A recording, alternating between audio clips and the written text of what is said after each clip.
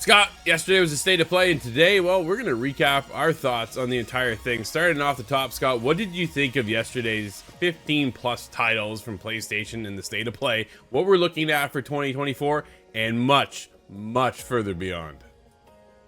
It was really exciting. I did appreciate, just as a spectacle of entertainment, I enjoyed what I was seeing. But I have a lot of questions as to what the heck some of the things were. But hopefully over time we're going to get a little bit more information on that because, like you say, it's some time involved. There's going to be a wait for a lot of these games just in development. Doesn't give us a whole lot of information. No, we're definitely going to be waiting there quite a while, I think, for some of these titles. We'll get at that one at the end, that's for sure. Yeah, like we're talking PlayStation 6, right? Like that's where some of this stuff is actually going to be heading to, which is incredible to see that, okay, they're getting a pretty good roadmap ahead of them, but it was just really, yeah, we'll get there. But at the end of the day, man, I had a good time, but nothing blew me away. Like, you know what I mean? I thought, okay, cool. We got some pretty cool games this year. Some things not really had a date on them, but, you know, they started off with Helldivers 2 trailer. I was like, all right, cool. I'm looking forward to it. Steve and I are going to jump in. We're going to have a pretty good time. I'm expecting a good time here, right? And then Herman Hulse comes out and he says, yo. I'm like, yo, it's Herman. Man, we haven't seen him in a while. I'm like, cool. What's he have to say? Yeah, we're going to show you 15 plus titles for 2024 and beyond. And that and beyond, Scott, I didn't realize meant like a decade later. But we will talk about it. And then they got into Stellar Blade. I think Stellar Blade looks like a ton of fun. I think it's going to be a cool game. April 26, 2024. I didn't expect to see a release date. Did you? No, and it looks so polished now that I'm thinking April 26th does seem quite likely. I don't think we're going to see a push here. Yeah, no, I think that would have been the time to announce a delay, I suppose, in a very awful way, but no delay so far. Yeah, no, I think this is going to be very, very cool. It looks, like you say, very clean. I almost referenced it to a touch of Bayonetta, right? It's kind of how I was like, Yeah. You know what I mean? One that opened up with some of the combat and some of the stylistic choices of the way it looks. I was thinking, yeah, there's a bit of that flair to it. Yeah, so they're off to save the humanity, the human race and all that kind of stuff, right? But I'm anxious to get in to see how long and how far this really takes us and pushes us. And some of it looks absolutely stunning too. Like, man, the visuals on this game, I was like, yo, this is pretty stellar to say the least, right? Like, it looked really, really cool. And again, not that far away, which has us lined up for something relatively soon. There is one thing I think I noticed here, Scott. I'm just going through our list real quick. If you take a look at everything that was in here, dude, there's not one first-party title here this year at all. Ouch, you're right. Yeah, right? Not a single one. Not one. Not even in terms of VR 2. We'll talk about that dead platform in a second. Up next was Sonic Generations, coming in autumn 2024. Scott, anything for you on that one there?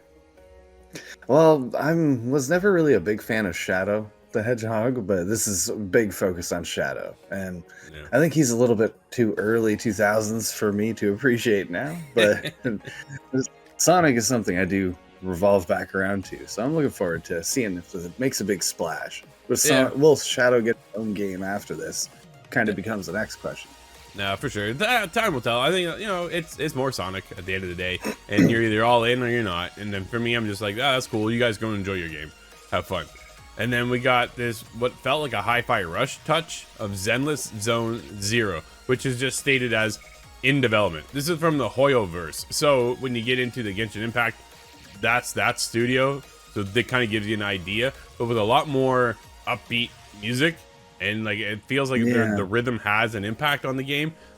Could be just me and the way I feel about it, but it was interesting to see. I'm like, okay, this was looking unique to put it in one retrospect, but it's just not for me, right? But neither is any of that Genshin Impact or the Railstar game that they produced either. But so many people love those games that this could be another one right there for them. Dude, that studio is like firing on all cylinders right now, and they're not slowing down.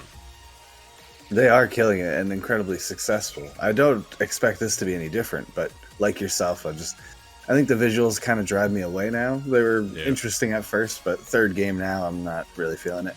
No, for sure. But we did get a quick look at Square Enix's upcoming title coming to PlayStation Plus, Foam Stars. I don't know about this one. I've heard it's good. People like it. People had fun with it. I just don't know if it has the longevity to stick around, Scott. But everybody can jump in on PlayStation Plus to check it out, which is always nice too, right? I think that's a great way to get everybody's foot in the door to try it out. But I am wondering if this one's going to stick around. I have a little bit more of an open mind than yourself. This could be PlayStation's little silly, weird title that does well on its own because it's so niche. I'm thinking, does PlayStation need a Splatoon? No. But this isn't exactly Splatoon either. Yeah, no, that's yeah. I don't know. I don't even know if I'll check it out, to be honest. But it did look kind of quirky for sure. And then speaking of quirky, we get Dave. Has me interested. Dave the Diver, Godzilla coming in May 2024. No, it's official, but we get the month, so it is something, Scott. It had you pretty excited, dude. Dave the Diver was legendary last year, and it just seems to keep going. Oh man, I'm a sucker for Godzilla. I was not expecting Godzilla to come out of nowhere and Dave the Diver, but I'm gonna have to circle back around to it. I don't believe Dave the Diver is an exclusive. No, it is not. Okay.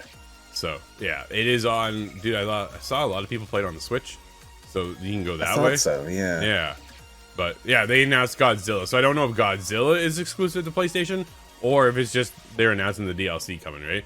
And then the next one comes up. I'm like, yo, that game looks familiar. This looks like looks like that V Rising game that you reviewed a long time ago. And then sure enough, it is V Rising coming in 2024 to PlayStation.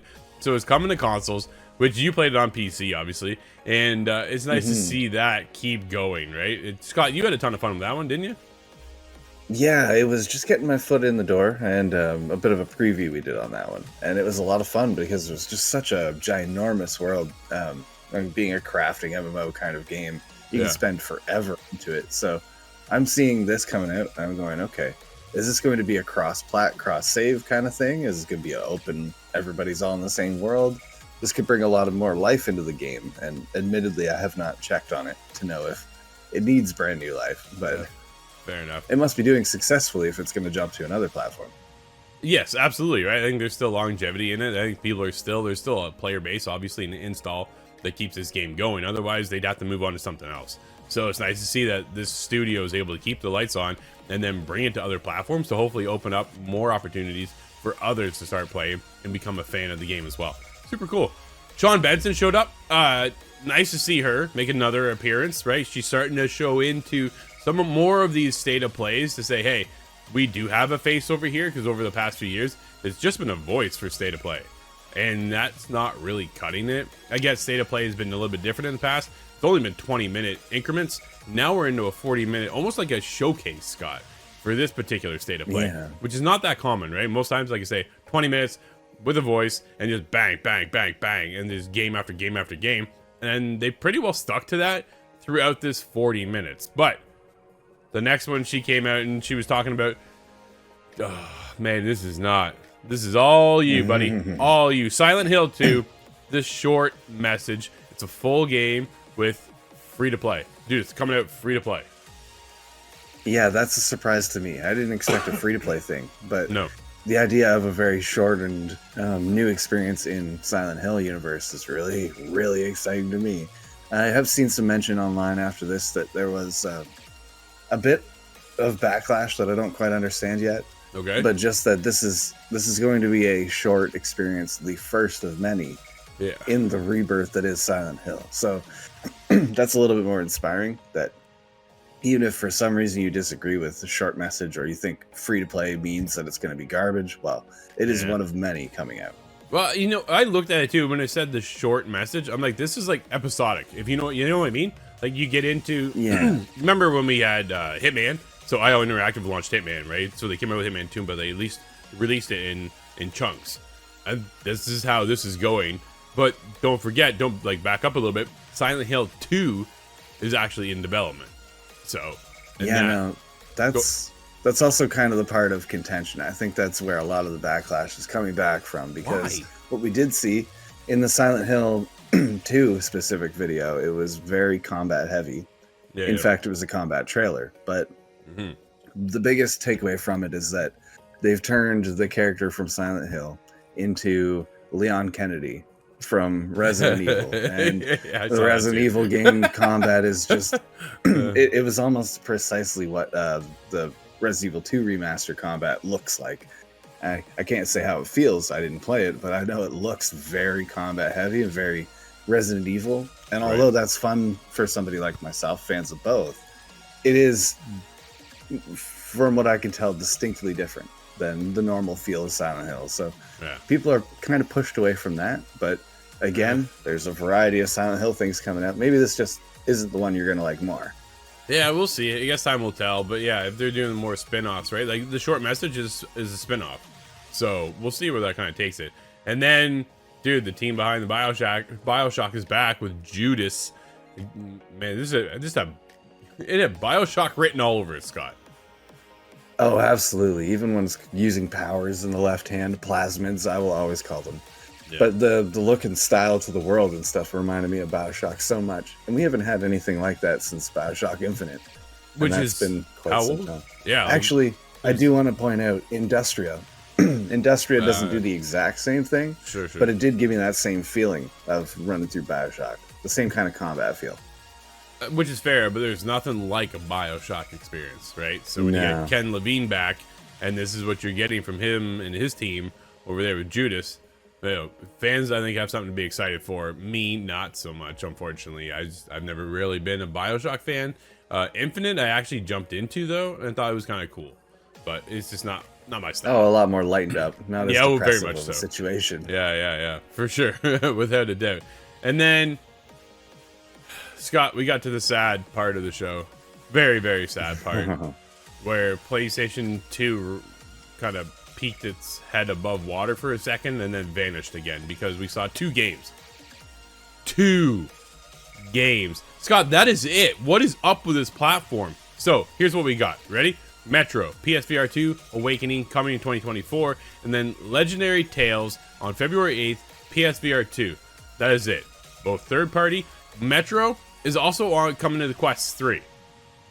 It's not even that's exclusive. A big killer right there. Right? It's not even exclusive. Let me ask you, where's Half-Life Alyx at this point? Why haven't they pulled a deal with Valve and say, hey, we know we've been asked numerous times, can we get Alyx over onto PSVR 2?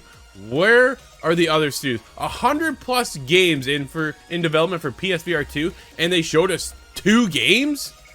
Scott? Oh, man. Dude, my PSVR 2 is gonna sit there still and collect dust. Dude, the platform to me is dead. How many are there out there, do you think? Is it worth it for Valve to go and okay, no, we will bring Alyx over, but that's probably the prohibited detail is that if you're selling it to another million people, maybe that's not enough. Million's a big number to me, but maybe not to Valve. Yeah. How much work needs to go into it to get that port to go over to PlayStation VR? Right? Is it worth the effort, like you say? Is it worth the investment? Is it worth the time? Is it worth the developers working towards that? At this point, I don't think so. I'm seeing the writing on the wall. Dude, again, here goes another year. No first party working on PSVR 2. What is the point of this platform? They want to keep this going for the long run? Dude, we don't get a PSVR 3.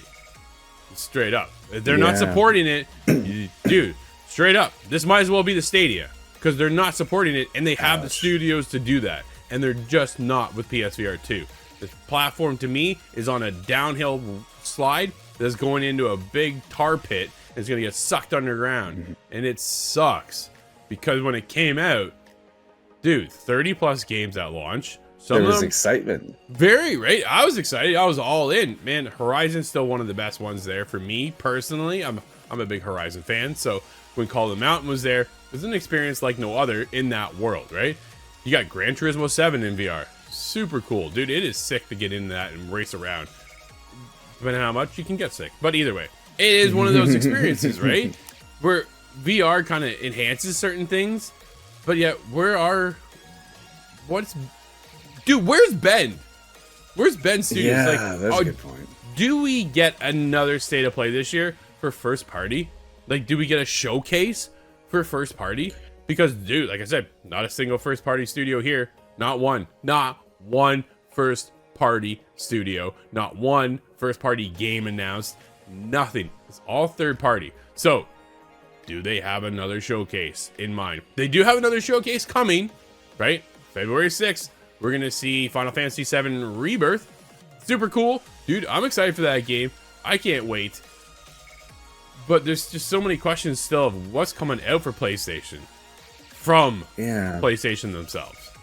But PSVR 2 is in trouble. If there are so many different games and still in development for PSVR 2, there must just be really nothing to show for it yet. And that's what PlayStation really needs, is a showcase, like you say, to really bring that to the forefront. Okay, this is why you have a PlayStation VR 2, because as of so far, there's really no answer to that. Yeah, this would have been the time to announce it for this year. I don't think we're getting anything this year. Nothing worthwhile. Beyond Metro. Yeah, like there's 2 games, right? So this is it. If you're into these games, cool. Metro, damn, that looked awesome. Not for me, right? Legendary Tales, it's funny, you can see the grade difference between Metro and Legendary Tales. Not to crap on the game, I haven't played it, I don't know, right? But just from the visual side alone, this is where you see the hiccup and the holdback of VR. Some people are able to push it and get into that high def fidelity and, man, be wowed. And then other games kind of just go, yeah, it's a VR game, right? And that's not what I want to experience anymore. We are at another level. Quest 3, different level. PSVR 2, different level, right? This isn't PSVR 1 level stuff. We're now in PSVR 2, the power of the PlayStation 5. Show me what you got. 2 games isn't showing me squat because you're only kind of catering to a couple people. I'm still sitting over here with my PSVR 2 underneath my desk collecting dust. Might as well put it beside my PSVR 1. So, PlayStation. Next to the PSP, PlayStation. Stop dropping Vita. Support for these And things the Vita. so early. Dude, my Vita. Yeah. Rest in peace. But it's just like, dude, I was devastated. That showcase ended yesterday, and that was it for PlayStation VR. I was like, this sucks. This really sucks. So they get into PlayStation VR. Then they finished off with the 2 games, and then gave us Dragon's Dogma 2, March 22nd. Dude, it looks cool. I'm already in, but I don't need to see anymore. Like, I know how big this game is, and they barely showed us anything, but at the same time, I've seen enough. Yeah, I feel like there's not too much more to show beyond getting some story elements, some kind of narrative teaser like that. But we already knew it was coming. March 22nd is not very far away. No. And then on top of March 22nd, also joins Rise of the Ronin, which looks pretty wild, and I'm very curious on the difficulty spike of that game, Scott. Yeah, it did have a Sekiro almost look to it. Part of that's just because it's a third-person action game, but that's kind of what we come to expect now out of these. Yeah, very much so, right? So that was, it looks cool. Part of me just kind of hungers for more Ghost of Tsushima, if I'm being completely honest. But we'll see how Rise of the Ronin, I know there's a lot of hype behind it. There's a lot of people who are looking forward to it. I want to check it out because I am looking for that experience, right? Yeah, it wasn't a really cool time frame in Japan as well. I believe that was 1850s, a kind of a turn of technology, and that's a really interesting place to put a game in. So I'm really expecting some cool, interesting style moments out of it. You're like grappling onto things and then gliding away. Like, yeah, it looked very, very interesting to say the least. Well, there's guns, there's swords, there's a clash happening in the Japanese Edo system, so it's really cool. Yeah, there's a mix of everything, right? So we'll see. We're also getting which leaked, the Until Dawn PS5, PC port, right? So the new up-res version of that game's coming. It kind of still looked a lot the same to me. So like, what else are they adding to that at the end of the day, right? I know Steve was super excited when he played the first one, or the first time. So he'll probably check it out for us, get it back in, and see what the differences are, right? Graphics just isn't enough anymore, right? We just saw The Last of Us Remastered Part 2 come out and gave us a whole roguelike mode. So what are you going to do with Until Dawn? Just up-res it?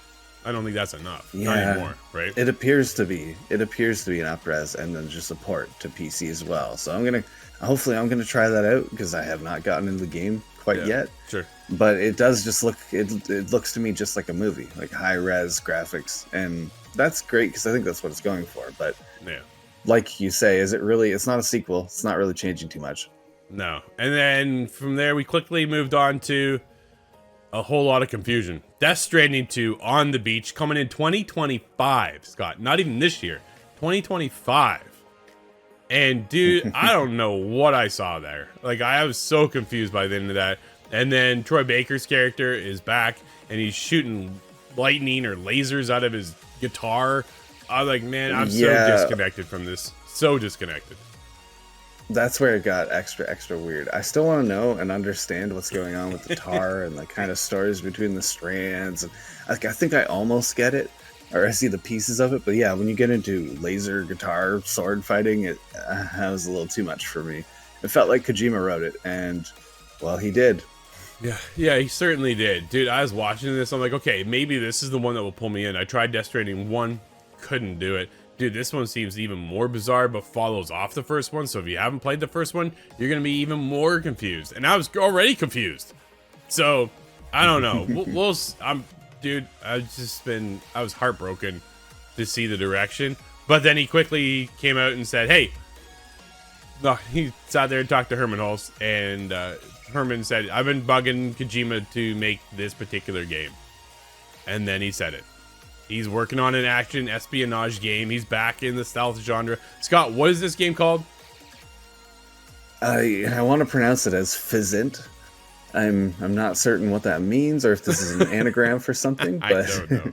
It was written on the I think it was the Hollywood sign. I can't recall exactly what the building is called, but it was hidden in almost like a movie intro kind of way.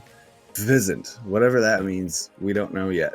And this is giving me a crossover between his film stuff and then the game stuff. And man, I just want the game. Just give me the game.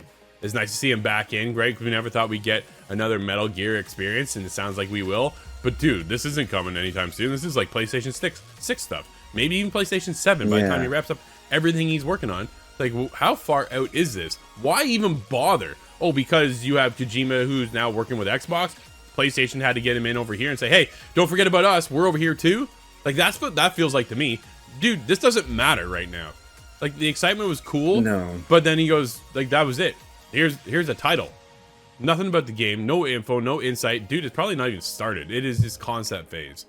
And he's years off because he has so many other projects in development, which is fine. But then why even bother announcing it? Because it's Kojima? That's why.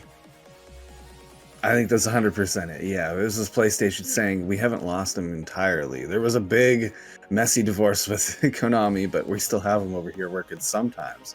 Yeah. And he does seem really excited to kind of bridge those worlds of movie and video game. So I'm wondering, what is that exactly going to mean? Is it going to be like a Quantum Break on the next console generation? But it's mentioned this is not Metal Gear. It is its own brand new IP. Whatever that means, because I don't know if we're going to get a sequel out of them. I don't know, but that was the PlayStation recap for the State of Play. Very interesting showcase.